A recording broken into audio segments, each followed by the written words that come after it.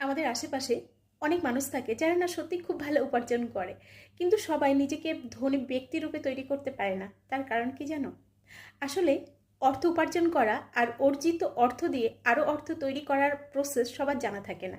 অনেকেই রয়েছে হয়তো তার 1 লাখ টাকা উপার্জন, সে কি করে আগে নিজের শখ শান্তি এবং বিলাসিতার দিকে নজর দেয়। সে কি করলো, 1.5 লাখ টাকা দিয়ে একটা আইফোন কিনে নিল, একটা 3 লাখ টাকা দিয়ে গাড়ি কিনে নিল। কিন্তু যে বুদ্ধিমান সে এটা কখনোই করে না। তার যদি 1.5 লাখ টাকা ইনকাম থাকে কিংবা 50,000 টাকা ইনকাম থাকে, সে কি করবে, ওই টাকা দিয়ে আরও টাকা বাড়াবে। যখন তার 10 লাখ টাকা উপার্জন হবে মাসে, তখন সে কিছু অংশ তার শখ শান্তি বিলাসিতার দিকে খরচ করে। কিন্তু কিছু মানুষ থাকে যারা শখ শান্তিকে বেশি প্রাধান্য দিয়ে নিজের গ্রোথটাকে দমিয়ে দেয়, বসিয়ে দেয়। তো এটা করলে কখনোই তুমি একটা ভালো জায়গায় পৌঁছাতে পারবে না। এটুকু বুদ্ধি রাখতে হবে, শখটা পরে প্রাধান্য দাও, আগে